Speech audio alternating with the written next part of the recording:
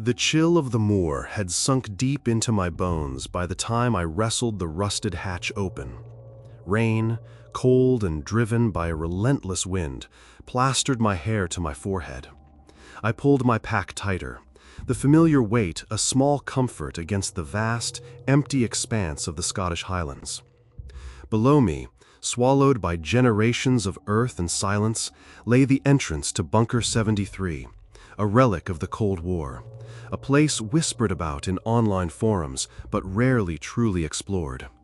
Its reputation was what drew me in, not for ghosts or ghouls, but for the sheer scale of its abandonment, the promise of a history frozen in concrete and steel. I wanted to capture it, to feel the weight of its forgotten purpose, and perhaps to outrun the quiet anxieties that sometimes gnawed at the edges of my own mind. I descended into the darkness, the heavy hatch thudding shut behind me with a finality that echoed, then died. The silence was immediate, absolute. My headlamp cut a stark beam through the oppressive black, illuminating a long, sloping corridor of rough-hewn concrete. The air here was different, cold and thick, carrying the faint metallic tang of ozone mixed with the damp, earthy smell of mildew. It was the kind of air that settled in your lungs, clinging like a shroud. My boots, usually loud and scuffing, made only the faintest whisper against the grit-covered floor. Even my own breathing seemed muted, shallow.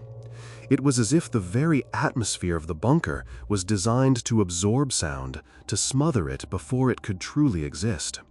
This wasn't just quiet, it was an active nullification, a kind of auditory void.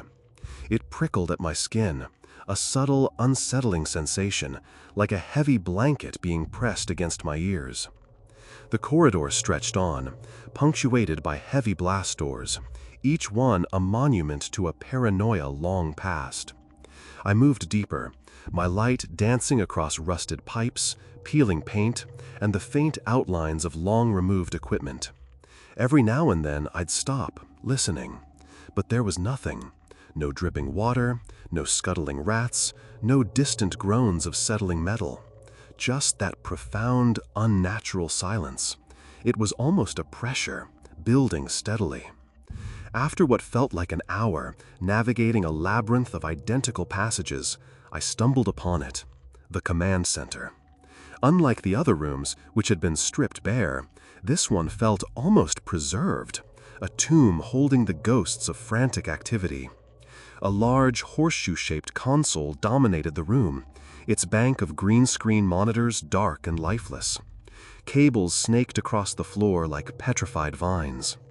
But it was the far wall that truly caught my attention. Mounted there, on a heavy, industrial rack, were several reel-to-reel tape players, their metal spools glinting faintly in my lamp's beam. Below them, stacks of unlabeled magnetic tapes were crammed into rusted shelves. My pulse quickened. Found media, untouched for decades, held an almost sacred appeal for me. This was the true prize, the raw data of a forgotten era. I set my pack down, the dull clunk it made against the concrete startling in the pervasive quiet. It was far louder than it should have been, yet the sound seemed to shrivel, to be swallowed almost immediately by the dense air. I felt an odd dissociation, as if my ears were playing tricks on me. Carefully, I pulled one of the old machines forward, its mechanisms surprisingly intact beneath the grime.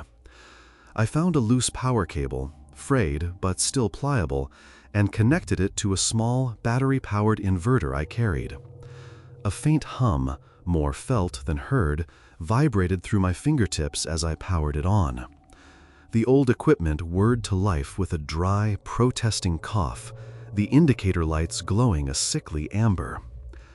I selected a random tape from the shelf, its plastic case brittle with age, and threaded it onto the player. The reels spun, hesitant at first, then found their rhythm. I pressed play, my heart thrumming a nervous cadence in my chest. Static. Loud, aggressive static, the kind that usually assaults the ears. But here, in this silent tomb, it was different. It wasn't just white noise. It was a shifting, almost viscous sound, as if the static itself had texture, weight. It pulsed, not just uniformly, but with subtle, undulating currents, like something breathing. I leaned closer, straining to hear over the hiss and crackle. And then I heard it. Or rather, I felt it. Buried deep within the shifting static, like faint echoes bouncing off the walls of a cavern, were sounds that weren't quite right. Distorted whispers, not words, but the faint ghost of vocalizations, stretched and warped, as if trying to speak through water. And beneath them, a low, grinding thrum, like impossible machinery working deep below the earth. A sound that resonated in my sternum more than my ears. It was wrong, fundamentally, disturbingly wrong. It sounded like something immense, yet utterly alien, operating just beyond the veil of perception. I hit stop, my hand trembling. The static died instantly, plunging the room back into that oppressive silence. The abruptness of it was almost worse than the noise. My skin felt cold despite the clammy air. "Just old interference," I muttered aloud, but my voice was thin, reedy, quickly absorbed by the air. It sounded like a phantom utterance, gone before I could properly register it. I tried another tape. The same pulsing, textured static, the same faint, inhuman whispers, like fractured phonemes trying to coalesce into something recognizable. The same deep, impossible thrumming. It was consistent, terrifyingly so. This wasn't just magnetic decay. This was something embedded within the static, something trying to break through. A chill, colder than the bunker's ambient temperature, traced a path up my spine. I was alone, miles underground, surrounded by an absolute silence that swallowed my own voice, listening to the echoes of something that shouldn't exist. My eyes darted around the command center. The faint, distorted echoes of the tapes began to manifest. Not audibly, not truly, but I started to see them. In the periphery of my vision, at the very edges of my awareness, faint blurs of movement, translucent and fleeting, like heat haze, but cold, like distortions in the air itself, just beyond the focal point of my vision. A quick, almost imperceptible shimmer in the far corner, near a bank of dead instruments. I snapped my head towards it, and it was gone, just the solid, grimy concrete wall. But then, a faint, rippling distortion near the console, like a ghost reflected in water, just a flicker, then gone. It was subtle, insidious. I squeezed my eyes shut, then opened them, trying to clear the phantom images. My heart hammered against my ribs, a frantic drum in the muffled silence. The air felt heavy, suffocating. The claustrophobia, usually a manageable hum in the background of my explorations, began to tighten its grip, pressing in from all sides. I forced myself to play another tape, needing to understand, needing to rationalize. The static pulsed, and the faint whispers seemed to intensify, morphing, gaining a bizarre, non-human cadence. It wasn't language, but it felt like communication. A communication of profound, unsettling wrongness. The thrumming underneath grew too, a vibration that resonated in my teeth, a deep, mechanical groan from beneath the very foundations of the world. Then, a new element entered the static, a faint, almost imperceptible scrape, like something vast being dragged over rough stone. And then another, closer. My breath hitched. The visual distortions intensified. They weren't just blurs now. They were thin, elongated shapes, like shadows stretching and shrinking at impossible angles just at the edge of my sight. They moved with a slow, deliberate quality, as if passing through thick liquid. I felt their presence, a cold pressure in the air, a sense of being watched by things that had no form. My hands began to tremble uncontrollably. This wasn't just the bunker's history. This was something else, something that had been imprinted onto these tapes, something that the bunker's strange sound-absorbing properties had somehow preserved, or perhaps drawn in. The echoes weren't just memories, they were something trying to break through. I ripped the tape from the player. The static died instantly, replaced by the profound, crushing silence of the bunker.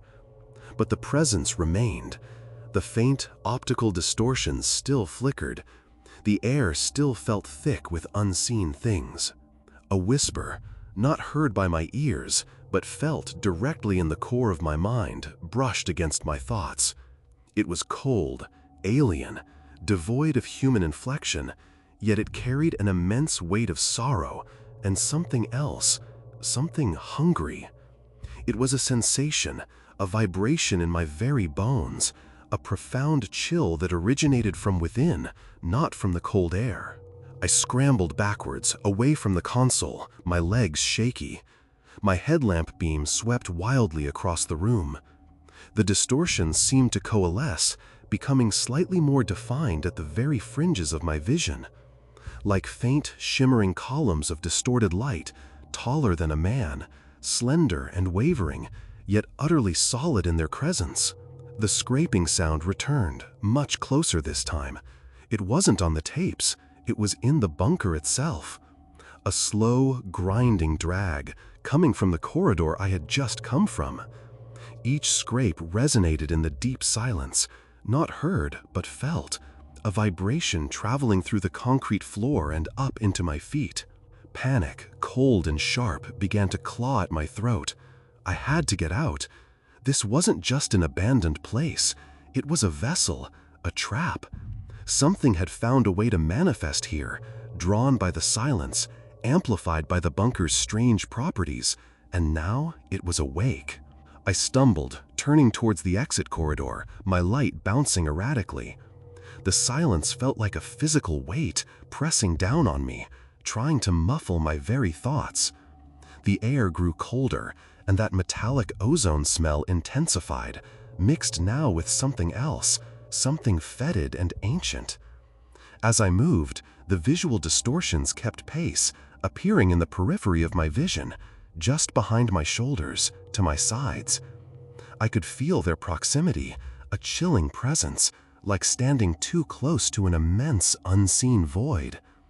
The whispers, the voiceless echoes in my mind, became more insistent, a cacophony of alien sorrow and a strange, deep satisfaction. They weren't just echoes of the past, they were the voices of the things that had consumed the past, and now they were trying to consume me. I stumbled, turning towards the exit corridor, my light bouncing erratically. The silence felt like a physical weight, pressing down on me, trying to muffle my very thoughts. The air grew colder, and that metallic ozone smell intensified, mixed now with something else, something fetid and ancient. As I moved, the visual distortions kept pace, appearing in the periphery of my vision, just behind my shoulders, to my sides. I could feel their proximity, a chilling presence, like standing too close to an immense unseen void. The whispers, the voiceless echoes in my mind became more insistent, a cacophony of alien sorrow and a strange, deep satisfaction. They weren't just echoes of the past, they were the voices of the things that had consumed the past, and now they were trying to consume me. The scraping sound grew louder, more distinct. It wasn't dragging now. It was a rhythmic clack scrape, as if something with many jointed limbs was moving slowly, deliberately, down the corridor towards me. Each sound, though muted by the bunker's strange silence, vibrated through the floor, a growing resonance in my chest. I broke into a run, my boots finally making a frantic, desperate scrabbling sound on the concrete, though even that felt dulled, swallowed by the oppressive air.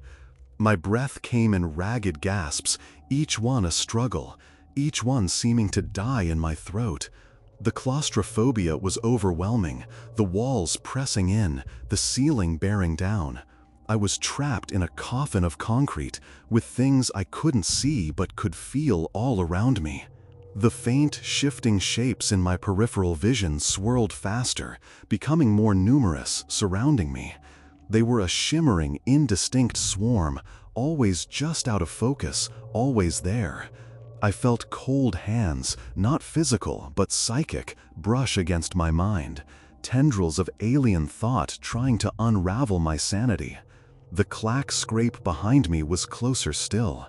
I risked a glance over my shoulder. Nothing, only the receding beam of my headlamp illuminating the empty corridor. But the feeling of presence, the cold, and the subtle, sickening ozone smell were undeniable. I finally reached the last heavy blast door, the one leading to the initial descent shaft. My hands scrabbled at the rusted locking mechanism, fingers numb with cold and terror. It wouldn't budge, it was jammed. A choked cry escaped my lips, but it was just a breathy rasp, absorbed by the silence before it could truly become sound. My heart hammered, a frantic drum against the encroaching stillness. The clack scrape stopped, right behind me. I froze, every muscle in my body screaming for motion, but my limbs were locked in fear. The air behind me grew impossibly cold, the smell of ozone and decay overwhelming. The visual distortion swarmed, becoming a dizzying, swirling vortex just beyond my focus. And then, the whispers.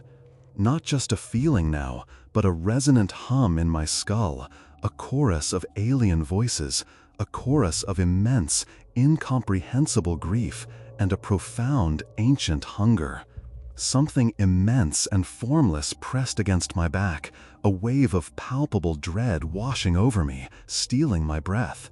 I felt the profound wrongness of it, the cold, alien intelligence that had woken in this silent tomb. I finally managed to wrench the lock free, the rusted mechanism groaning, a sound that was surprisingly loud in the absolute silence, before it too was swallowed. I pulled the heavy door open, revealing the ascent shaft. I scrambled up, clawing at the ladder rungs, my legs burning. The silence pursued me, the suffocating presence of the bunker and its unseen occupants clinging to me. Even as I climbed, I felt the phantom touches at the edges of my mind, heard the voiceless whispers, saw the shifting distortions, like parasites clinging to my awareness. Finally, I reached the surface hatch, desperate for the cleansing wind and the sound of the world above. I shoved it open, gasping, pulling myself out into the pouring rain. The wind howled, a beautiful, chaotic symphony, and the rain lashed against my face, cold and glorious. I lay there for a long time, soaked to the bone, breathing in the fresh, clean air, listening to the world. The sounds of the moor, the rushing wind, the drumming rain, the distant bleating of sheep, they were a balm to my shattered nerves. But even here, under the open sky, a faint, persistent chill clung to me. And sometimes, in the deep silence of my own home, when the world outside grows still, I feel it. A subtle shift in the air, a faint, fleeting blur at the edge of my vision, and a whisper, not heard but felt, deep within my mind, a cold, alien echo of something that found its voice in a forgotten bunker, and perhaps found its way into me. The silence, I learned, isn't always empty. Sometimes it just waits, and sometimes what it waits for answers.